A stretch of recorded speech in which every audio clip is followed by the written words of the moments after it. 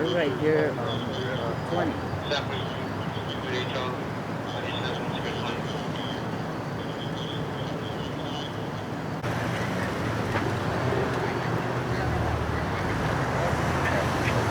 She was getting ready.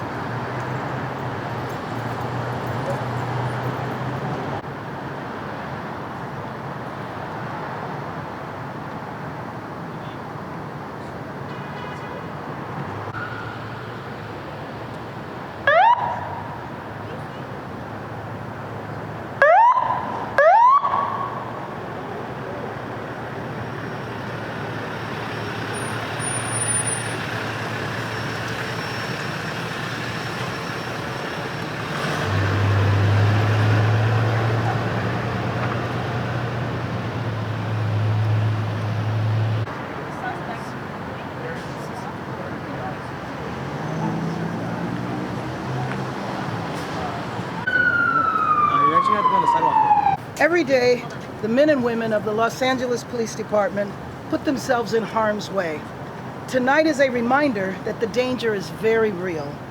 I'm relieved and grateful that these three brave officers are in stable condition and are able to have a conversation with two of them when I checked in on them just now. I deeply appreciate their service and let them know that their city stands with them, and I very much look forward to their recovery. My heart goes out to the officers' families who tonight got the phone call or the knock on the door that they dread every day that their loved ones go on duty. Just this weekend, I joined the LAPD for an event designed to take guns off of our streets. It is worth repeating that we must do much, much more to protect our officers and protect our communities. I ask all Angelenos to hold these officers and their families in their hearts tonight. Thank you. Good evening. Thank you, Mayor. I'm Al Labrada, Assistant Chief, LAPD. First and foremost, on behalf of Chief Michael Moore, thank you for all the prayers and continued calls for support of the officers, the three officers that are now listed in stable condition. So a brief update on what occurred this afternoon. Earlier this afternoon, officers of Hollenbeck Division received a call to an area of 3800 block of Broadway. The officers responded to the area and conducted a search for investigation of a parolee at large. During the subsequent investigation, officers came across the individual who refused to comply to the commands, and a request for K9 officers was requested for Metropolitan Division. During the subsequent search, officers encountered the individual and utilized some gas to try to get compliance from the individual. Again, the suspect refused. At one point during the search, the suspect exited and fired at the officers, wounding three officers who are now listed in stable condition here just behind me. Again, we're grateful for the continued calls by the community and those supporting our community. As the mayor mentioned, the tragedy of the dangers that some of these officers face is what we face today, and we're hopeful that this tragedy will not continue to repeat itself. As of 20 minutes ago, we were notified that the individual was taken into custody without further incident. We're thankful to the community that supported the large perimeter, the response of the officers, and more importantly for the patience that was demonstrated by our residents in the area. Thank you. Can you tell us the conditions of the officers? I know the mayor said that she was able to speak to two. Are they undergoing surgery?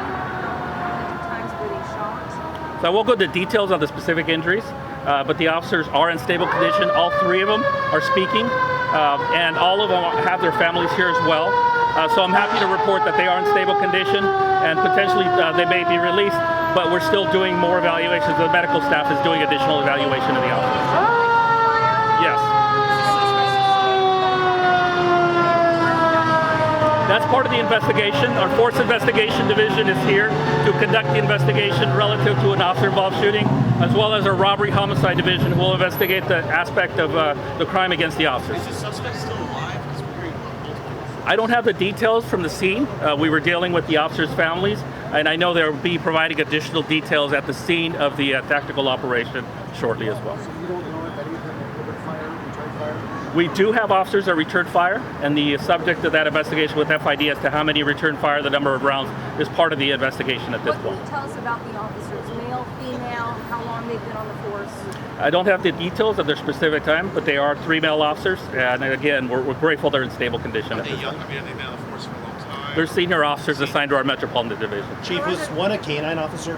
All 3 of the officers are K9 officers assigned to Metropolitan How Division. about their How are dogs? the Are their dogs dogs doing? okay? Yes, All of the dogs are okay? yes. And then you said a parolee at large. Can you elaborate on the call? Was there a search warrant out for this person? I don't have the details of the specific information the officers received. We did receive information that they were looking for parolee at large during the initial investigation. What can you tell us about the suspect? Age? Where's he from? I don't have the details, but as soon as we're able to provide that information, we will provide it as part of the investigation. Have you responded to that house before? Any prior calls? Again, we don't have the details. Potentially we have, but that's something that'll have to be reviewed as part of the ongoing investigation. Do you know how Officers far, came to- how far from the initial call it was to where he was apprehended? I do not know. I apologize. Not the same location. No, And one officer was taken by ambulance and 2 by ground transport? I do not know the details of the transport. I know they all 3 were brought here to County USCMC. Can you talk a little bit about, I know that sometimes people say, these routine officer responses, nothing is routine in your guys' job, and obviously this turned out to be something that was pretty extreme. Correct. As I think I mentioned, this incident started about 3:50 this afternoon, so it shows the level of patience and more importantly, the officers taking their time to try to de-escalate this and more importantly, resolve this peacefully. And unfortunately, behavior of this individual did not result in that. A very deadly situation. We're grateful residents were not injured as part of this, and we're grateful the officers are going to be okay.